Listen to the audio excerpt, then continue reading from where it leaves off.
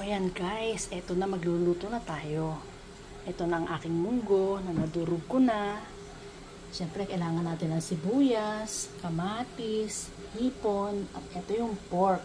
At eto naman ang dahon ng ampalaya at kangkong. At eto naman ang ating isda. O yan guys, may mantika na ang aking kaserola. Ilagay na natin ang ating pork. Ilagay na natin ang ating isda. Lagay natin ang sibuyas at ang luya.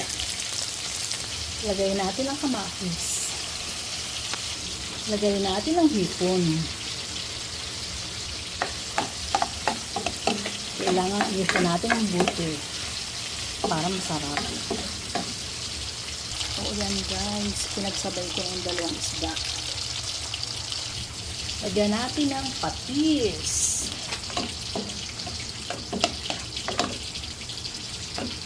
Yan guys, ang bango-bango.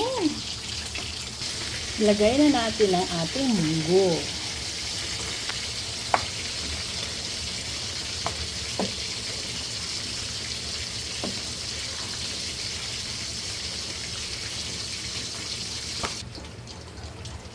Guys, lagyan natin ng sabaw.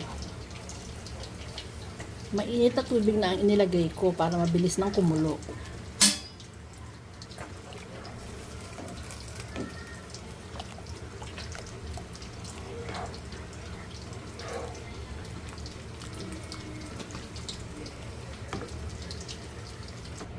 O ayan guys, kumukulo na ang ating munggo. Natikman ko na rin yan at okay na ang lasa, masarap. Ilagay na natin ang dahon ng ampalaya at saka ng kangkong. Ayan. Guys, tanim ko yung ampalaya, tanim ko din yung kangkong. O diba? Nakakalibre na ako sa mga dahon-dahon lang at organic pa. O ayan guys, luto na yan. O ayan guys, ito ang aming food ngayon. O diba? O perfect combi. Munggo at crispy tilapia.